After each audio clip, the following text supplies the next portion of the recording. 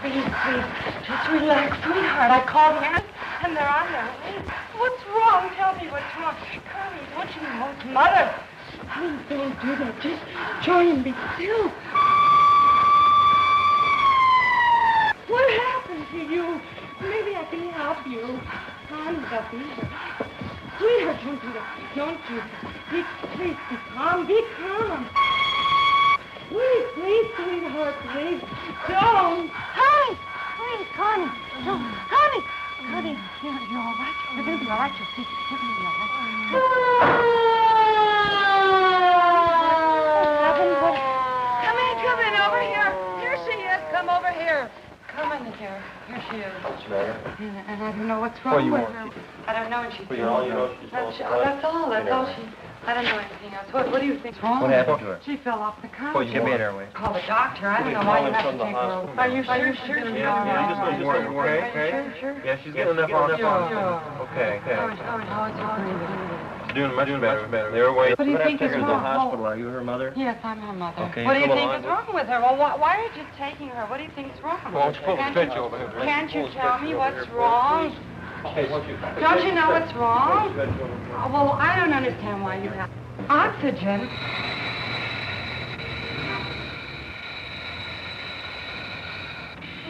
You'll be all right. Don't worry, sweetheart. You're going to be all right. They're going to take you in, and everything's going to be all right. They're going to take good care of you now. Nothing more. They're going to put you in. Don't worry, baby. They'll take care of you. We're all right. Don't worry. You're going to be all right. You're all right, sweetheart. Don't worry. You're going to be all right.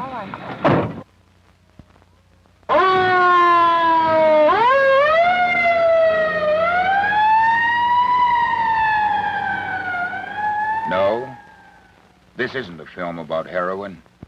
It's a film about downers, the barbiturate drugs. And that was not someone kicking the heroin habit. That was a 14-year-old girl suffering the withdrawal symptoms of barbiturate addiction. Surprised? So was she.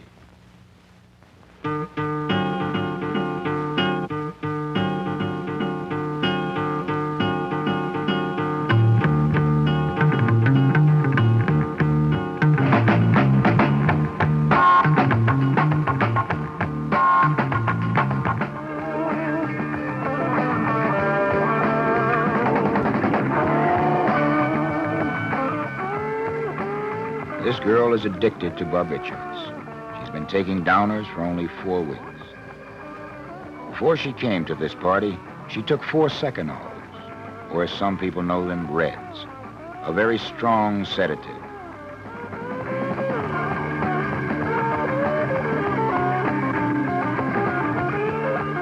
She's so stoned now that she doesn't remember taking them. She'll die tonight because she forgot.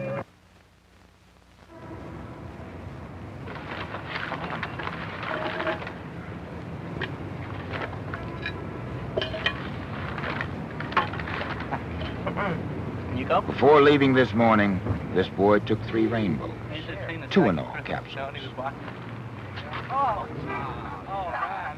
He doesn't know that drinking and barbiturates will lead to death for him tonight. This girl is on her way to her girlfriend's house. She took a few yellows, Nembutol capsules, before she left her house. Because she couldn't see well enough, and because her reaction time was severely slowed down, she too will be in for a big surprise. Her very last big surprise. Because she will also die tonight.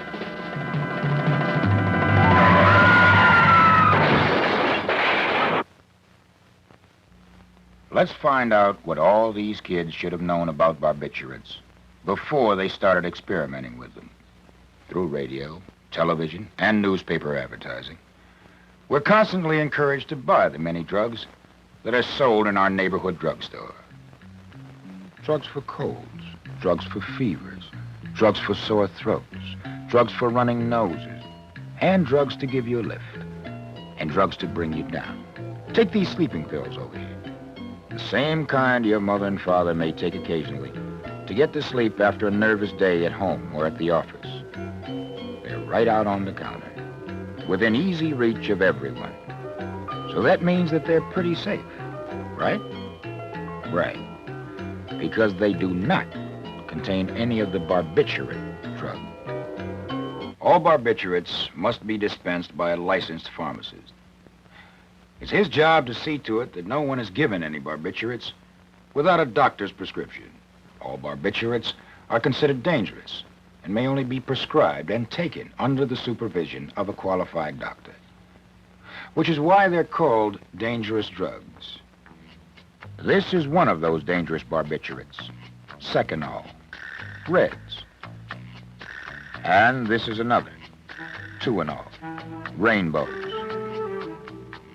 And this is another, Nembutol, Yellows. Yellows, reds, rainbows. Pretty colors.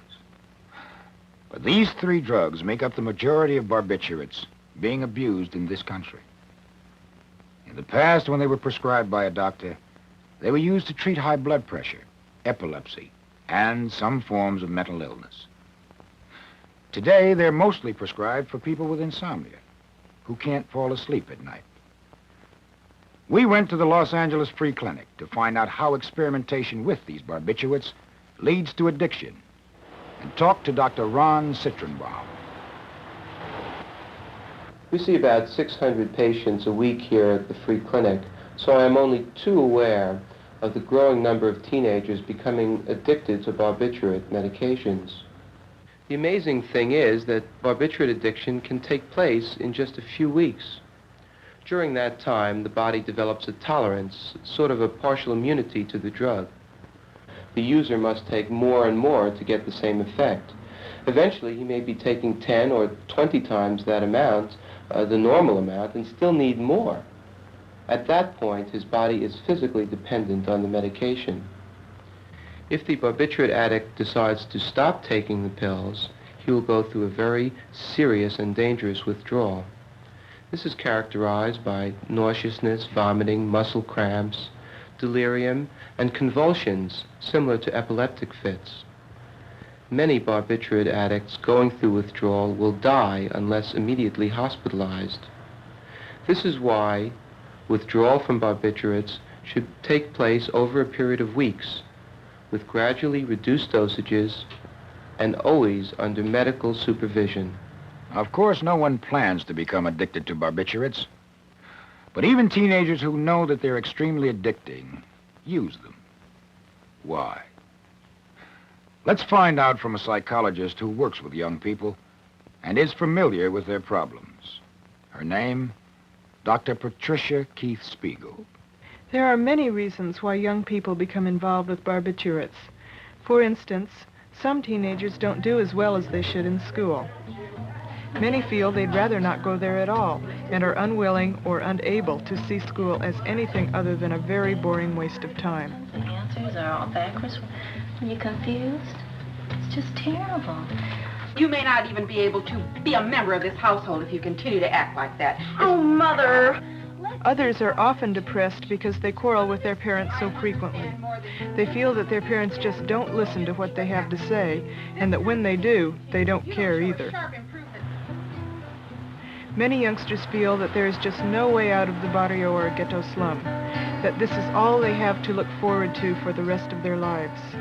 They feel defeated and beaten in a world that doesn't seem to care about their needs and problems as minority citizens. On the other hand, there are the well-to-do kids who've had everything they've ever wanted handed to them by their parents, but for some reason are anxious and uptight and not able to get along with friends and people their own age. Even in this group, there is still a percentage of kids who take barbiturates just to relax and turn off the world. If you have the slightest feeling that you could be, or are beginning to rely on the barbiturate drugs to avoid feeling tense, worried, anxious, or helpless, then you are in danger of becoming dependent upon, or addicted to, barbiturates. The thing to remember is that there hasn't been a drug invented that can actually solve problems. Well, I tried to tell you, but You just never listen. If you think your parents don't understand what you're trying to tell them, then maybe you'd better keep trying. Because it's a cinch that any gap in communication or understanding there already is Well, do you always have something will only to be do every widened time I wanna talk by to you? taking drugs. The difference between living the rest of your life like this, without hope, without a future, and living like this, no matter what minority group you belong to in our rapidly changing times, is the result of an education, something you get from school, not from drugs. And here's something else to consider. I've noticed that people who are hung up on barbiturate drugs don't really have that much fun after all. In most cases, they're so doped up that they normally can't get into the things that their straight friends are into.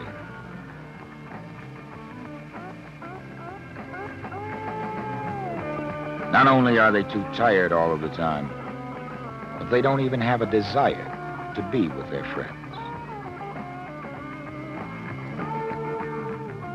This leads to a dull, lonely existence, where the only thing they really want to do is get stoned, because their getting stoned is eventually all they can do to hold off the withdrawal symptoms.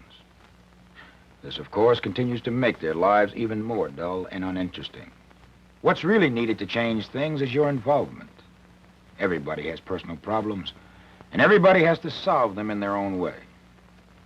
But copping out on drugs is not the way you solve problems.